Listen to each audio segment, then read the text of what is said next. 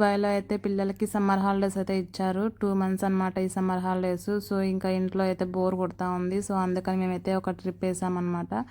So, ఈ trip ఎక్కడికంటే హట్టా dam. ఇదొచ్చేసి Dubai నుంచి హట్టా డ్యామ్‌కి ఈజీగా 150 కిలోమీటర్స్ ఉంటుందనమాట లాంగ్ జర్నీ. సో, ఈ ఫ్యామిలీస్ వెళ్ళాలంటే ఈ లాంగ్ జర్నీస్ ఎక్కువ ప్రిఫర్ చేస్తారనమాట దుబాయ్‌లో. సో, ఇది ఈజీగా 1 అవర్ పడుతుందనమాట. 1 అవర్ మ్యాక్సిమం పడుతుంది, లేకపోతే 1.5 అవర్ అనమాట.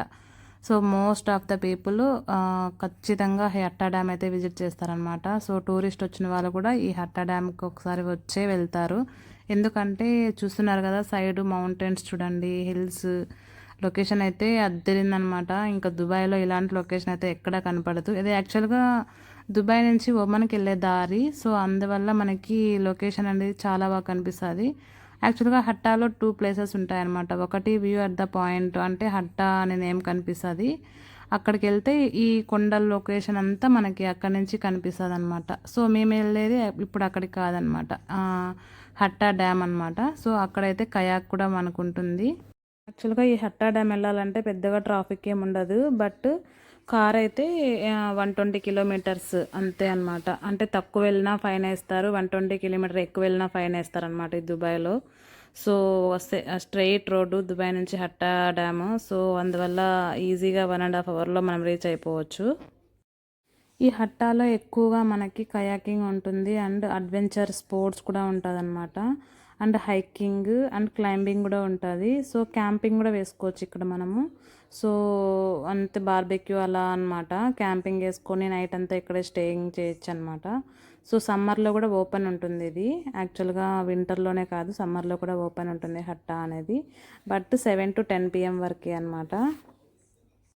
సో ఈ హట్టాకి వెళ్ళాలంటే ఆర్టీఏ బస్ కూడా మనకు అవైలబిలిటీ ఉంటుందన్నమాట. సో ఇక్కడ ఇది వచ్చేసి దుబాయ్ మాల్ నుంచి స్టార్ట్ అవుతుందంట. సో మేము ఎప్పుడు వెళ్ళలేదు, నోల్ కార్టే యాక్సెప్ట్ చేస్తారనమాట. 25 AED పడుతుంది బస్సులో వెళ్ళాలంటే.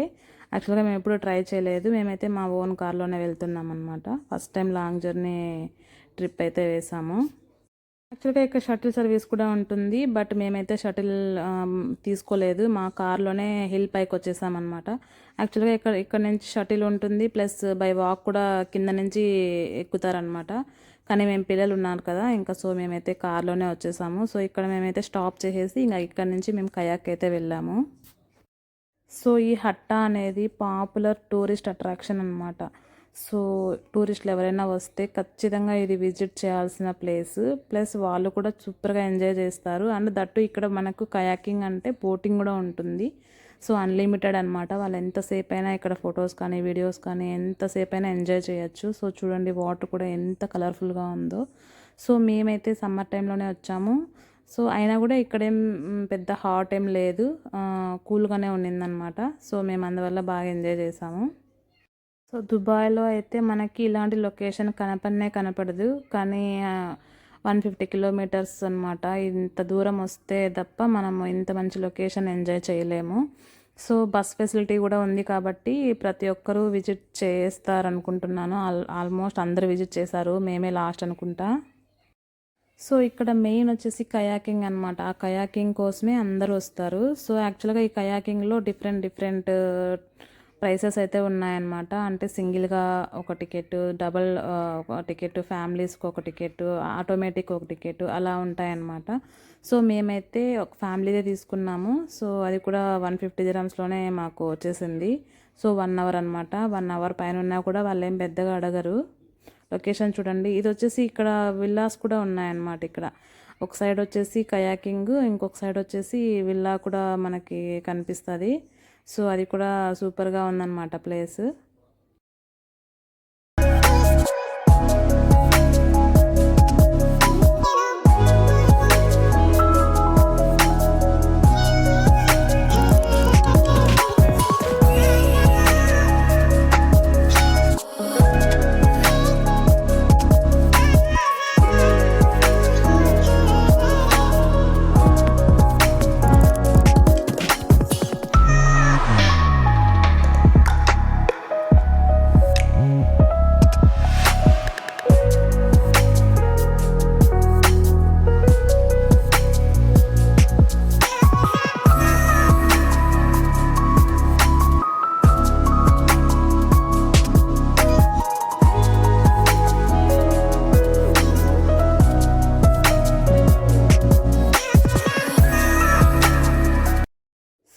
ఇప్పుడైతే హట్టా కయాక్ టికెట్ కౌంటర్ దగ్గరకు అయితే వచ్చేసాము. సో ఫ్యామిలీకి అడిగాము మేము. 4 మెంబర్స్ కలిపి 150 ఏఈడి పే చేయమంటుందన్నమాట. సో టికెట్స్ అయితే తీసుకున్నాము. సో ఇప్పుడు మేమైతే కయాకింగ్కి వెళ్తున్నాము. సో చూద్దాం ఎలా ఉంటుంది. సో ఇది పెడల్ చేస్తూ వెళ్ళాలన్నమాట. సో ఆటోమేటిక్ అయితే 350 ఏఈడి ఉందన్నమాట. సో అంత పెట్టి తీసుకోవాల్సిన అవసరం ఏం లేదులే అనేసి ఇంకా మేము పెడల్ చేస్తూ వెళ్దాంలే, ఎంజాయ్ చేస్తూ వెళ్ళొచ్చులే అనేసి అది తీసుకున్నాం. అది కూడా కొంచెం బడ్జెట్లో అనమాట. సో ఓకే తీసుకున్నాం అనమాట. ఇప్పుడు వెళ్తున్నాము. సో ఇక్కడ హైకింగ్ కూడా ఉంటుంది. అది వింటర్లోనే అనమాట. ఈ హైకింగ్ అని, క్లైంబింగ్ అని, క్యాంపింగ్ అని ఇవంతా వింటర్లో అనమాట. సో సమ్మర్లో ఇవంతా స్టాప్ చేశారు.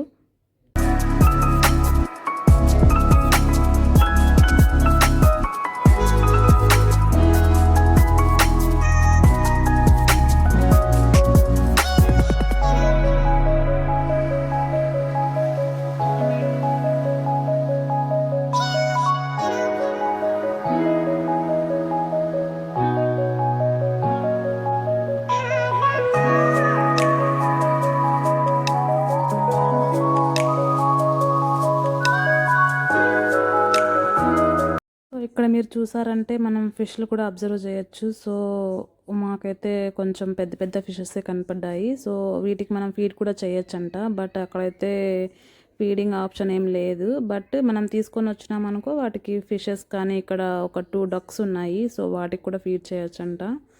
సో మేమైతే నాకైతే తెలియదు, ఫస్ట్ టైం వస్తున్నాం కదా, ఇలా తీసుకెళ్ళచ్చు ఫీడ్ కూడా చేయొచ్చు అని తెలియదు యాక్చువల్గా. సో అందుకనే మేము ఏం ఫీడ్ చేయలేకపోయాము. జస్ట్ ఇది అనమాట హైకింగ్ అండ్ క్లైంబింగ్. ఇక్కడ పైకి వెళ్తారనమాట.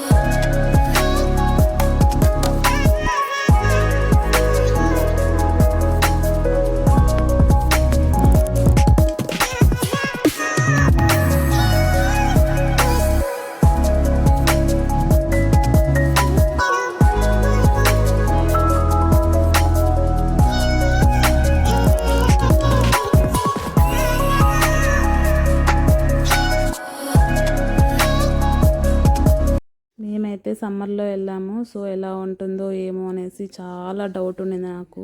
సో బయట ఎలా ఉందంటే సమ్మర్ 50 డిగ్రీస్ ఉందన్నమాట దుబాయ్లో. సో ఈ హాట్కి మనం కయాకింగ్ వెళ్తే ఎలా ఉంటుందో ఏమో, ఇంత హాట్కి పిల్లలు ఎలా ఉంటారో ఏమో అనేసి అనుకున్నాను.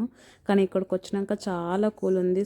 సో ఇక్కడ మనకి ఫిషెస్ అండ్ డక్స్ 2 కనిపిస్తాయి. సో యాక్చువల్గా ఈ రెండింటిని చూడగానే మాకు చాలా హ్యాపీగా ఫీల్ అయ్యాం మేమైతే. సో ఇంత ఎండకి ఏముంటుందో ఏమో, కయాకింగ్ వెళ్తే హాట్గా ఉంటుందేమో అని అనుకున్నాము. కానీ 2 డక్స్ని చూసాక చాలా హ్యాపీగా ఉండింది మాకైతే. సో మా పిల్లలైతే ఇంకా ఎంజాయ్ చేశారు. ఫీడ్ చేసేదానికి ఏం లేదు కానీ బట్ వీటితో అయితే బాగా ఆడుకున్నారనమాట.